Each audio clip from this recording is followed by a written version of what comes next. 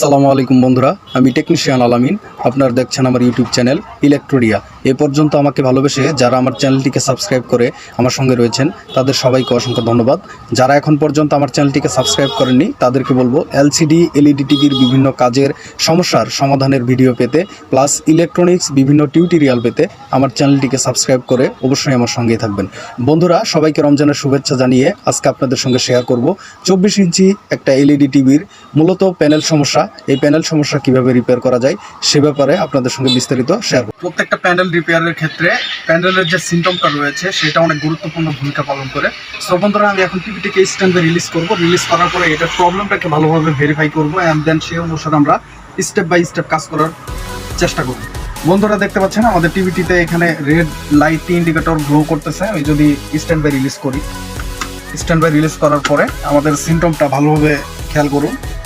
দেখেন আমাদের স্ক্রিন কিন্তু টোটালি চলে এসেছে।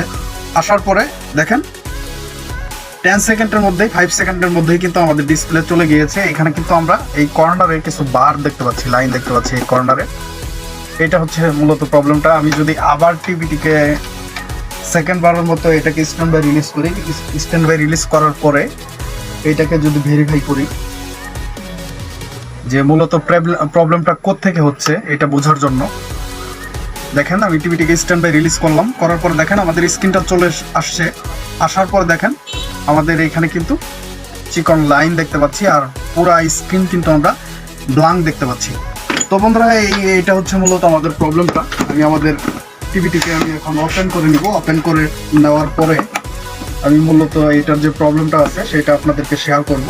অবশ্যই আপনারা ভিডিও স্কিপ না করে প্রথম থেকে শেষ পর্যন্ত দেখবেন, তাহলে কাজ করার জন্য বিভিন্ন ইনফরমেশন কিন্তু আপনারা পাবেন। কারণ কাজের ফাঁকে ফাঁকে আমি বিভিন্ন ইনফরমেশনের কথা আপনাদের সঙ্গে শেয়ার করে থাকি। এবং ভিডিও যদি ভালো লেগে থাকে অবশ্যই ভিডিওতে লাইক দিবেন এবং আপনাদের বন্ধুদের সঙ্গে শেয়ার করতে ভুলবেন না। সেই সাথে ভিডিও সম্পর্কিত কোনো তথ্য জানার থাকলে বা কোনো মন্তব্য থাকলে অবশ্যই কমেন্ট বক্সে লিখে জানাতে পারেন। তো আমি আমাদের টিভিটি যে রয়েছে এটাকে আমি টোটালি ওপেন করছি। তো ওপেন করার পরে এখন আমি টিভিটিকে আবার পাওয়ার দিব। পাওয়ার দেওয়ার পরে আমি যে আমাদের প্যানেলটা রয়েছে এটাকে দেখেন, এটা এখানে টোটালি কভার রয়েছে। এটাকে আমি এখান থেকে ভালো করে এইগুলোকে খুলে নিব ভেরিফাইয়ের জন্য। এটাকে খুলে নিচ্ছি। নেওয়ার পরে এখন আমি মূলত এটার যে প্রবলেমটা সেটাকে ফাইন্ড আউট করার চেষ্টা করব আপনাদেরকে সঙ্গে নিয়ে। সারাদিন রোজা থাকার পরে আসলে ভিডিও করার ক্ষেত্রে অনেকটা ক্লান্তিবোধ থাকে, তারপরেও আপনাদের জন্য চেষ্টা করি কিছু ভিডিও উপহার দেওয়ার জন্য। সো বন্ধুরা, দেখেন আমি টিভিটিকে আবার স্ট্যান্ড বাই রিলিজ করব। স্ট্যান্ড বাই রিলিজ করার পরে এটার সিমটমটা দেখে নিব প্লাস এটার ভোল্টেজটাকে ভেরিফাই করব। দেখেন আমাদের টিভিটি কিন্তু স্ট্যান্ড বাই রিলিজ হয়ে গেছে। এখন কিন্তু টোটালি আমাদের টিভিটাতে স্ক্রিন কিন্তু চলে এসেছে। এখন কিন্তু আমাদের প্রবলেমটা আর পাচ্ছি না। ওপেন করার পরে দেখেন, ওপেন করার পরে আমাদের প্রবলেমটা কিন্তু দেখতে পাচ্ছি না। তো আমাদের প্যানেলটা যে রয়েছে দেখেন, প্যানেলের নাম্বারটা আমি আপনাদেরকে একটু দেখাই। প্যানেলের নাম্বারটা হচ্ছে HB 236 WHB and 40।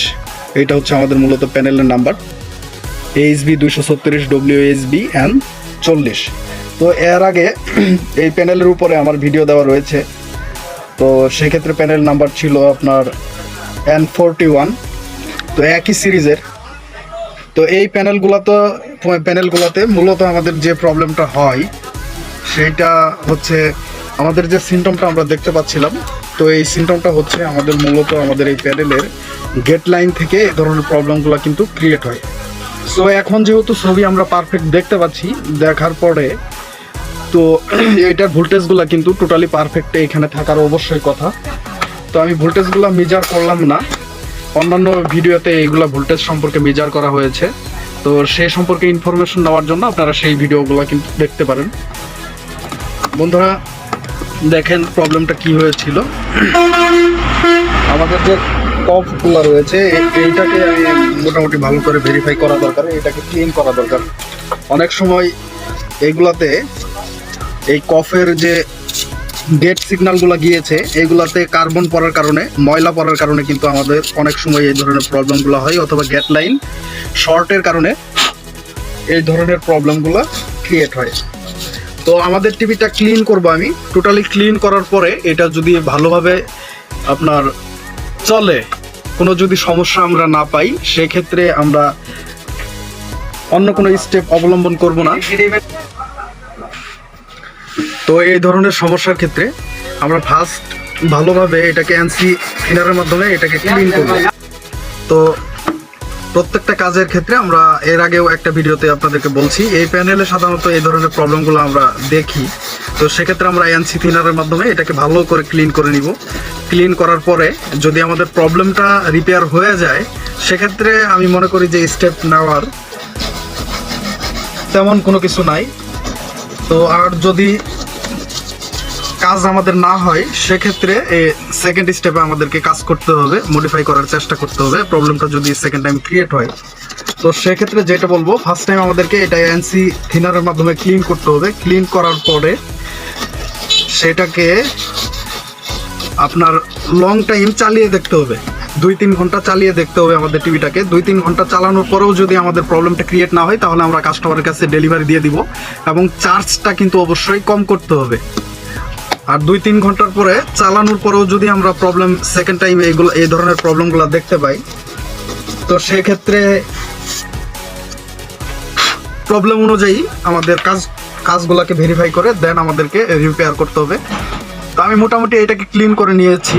নেওয়ার পরে এখন আমি টিভিটিকে স্ট্যান্ড বাই রিলিজ করবো। স্ট্যান্ড বাই রিলিজ করার পরে দেখবো যে আমাদের প্রবলেমটা সলভ হয়েছে কিনা। যদি সলভ হয়, অবশ্যই আমরা টিভিটিকে 3-4 ঘন্টা চালাবো কন্টিনিউ 3-4 ঘন্টা চালানোর পরে আমরা এটা কাস্টমারের কাছে ডেলিভারি করব।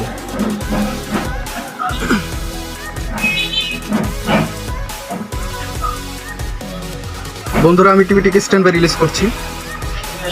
টিভিটি স্ট্যান্ড বাই রিলিজ হয়ে গেছে।